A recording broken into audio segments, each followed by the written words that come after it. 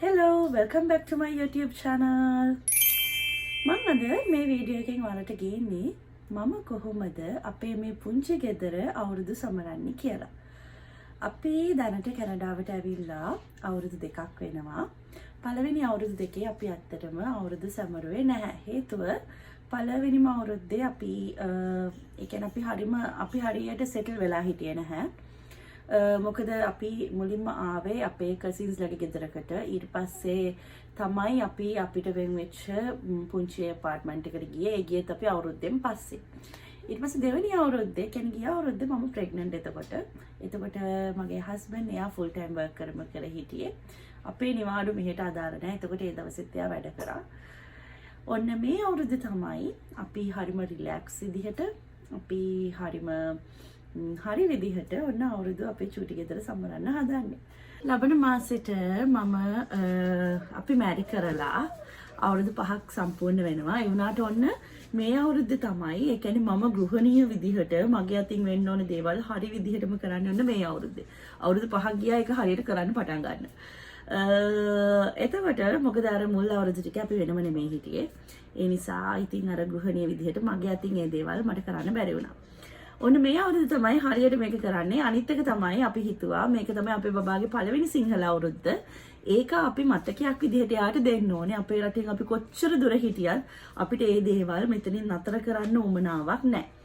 ඒ හින්දා ඒක ඒ විදිහට යාට දෙන්න ඕනේ. ඒ හින්දා එයාට මතක නැති වෙයි ඒක. හැබැයි ඒක අපිට සතුටු මතකයක්. එතකොට අපිට කවදා හරි ඒක අපි මෙහෙම මෙයත් එක්ක මේ දේ අපි සමරුවා කියන එක අපිට සතුටු මතකයක්. අන්න ඒකත් එක හේතුවක් තමයි අපි මේක මේ විදිහට චූටියට සෙලිබ්‍රේට් කරන්න හිතන්න. මේ තියෙන්නේ මගේ අවුරුදු කැවිලි මේසේ. සුබ සිහිනේ ආදී නව අවුරුදු ඇදී රුසිරු සලඹ මහද නද දෙනා. සුබ සිහිනේ ආදී නව අවුරුදු ඇදී රුසිරු සලඹ මහද නද දෙනා.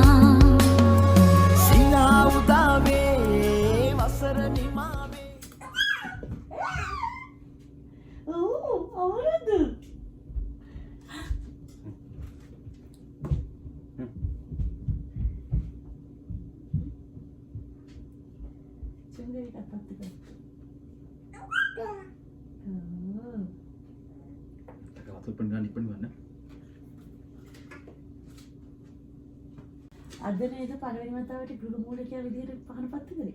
ඔව්. මොකක්ද හිතෙන්නේ ඒක? සතුටු. ගෘහ මූලිකයා වෙන්න ලැබිච්ච එකද?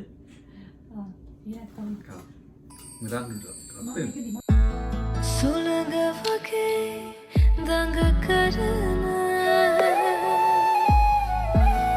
එති එති ළඟ රැඳෙන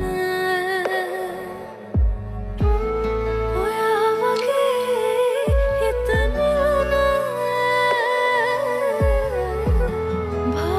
භාවනාවක් කොහෙද සුළඟ වගේ දඟ කරන එති එති ළඟ රැඳෙන ඔයා වගේ හිත නිවන භාවනාවක් කොහෙද විටක ඇවිත් සිත සිඹින ආයෙමත් දුර දුවන විටක ඇවිත් සිත සිඹින